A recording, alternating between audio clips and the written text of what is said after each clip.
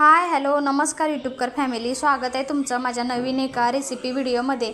तर 30 अंडा करी खाऊन जर कंटाळा आला असेल तर ही अशा प्रकारची अंडा करी तुम्ही नक्की ट्राय करून बघा। तर एक कढई घ्यायची, कढईमध्ये थोडंसं तेल घालायचं, तेलामध्ये जिऱ्याची फोडणी घालायची, जिरे मस्त तडतडू द्यायचं। जिरं तडतडल्यानंतर अद्रक लसूण आणि मिरचीची पेस्ट घालून घ्यायची, ती मस्त भाजायची। त्याच्यानंतर कांदा खोबऱ्याचं वाटण घालायचं आहे आपल्याला, ते जे आपण नॉनव्हेजला चिकन मटनसाठी वापरतो ते वाटण। नंतर हळद आणि सगळे गरम मसाले वगैरे घालून घ्यायचे, जे मसाले तुमच्या मसाल्याच्या डब्यात असतात ते। त्याच्यानंतर थोडंसं पाणी घालायचं, जेवढं तुम्हाला करी बनवायची त्या हिशोबाने तुम्ही पाणी घालायचं आणि मस्त अशी उकळी काढायची त्या करीला।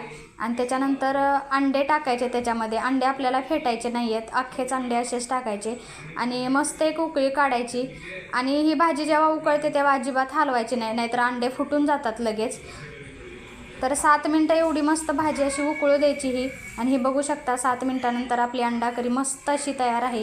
ही अंडा करी तुम्ही भाकरीसोबत चपातीसोबत कशासोबतही खाऊ शकता। व्हिडिओ आवडला तर लाईक करा आणि चॅनलला सबस्क्राईब करा।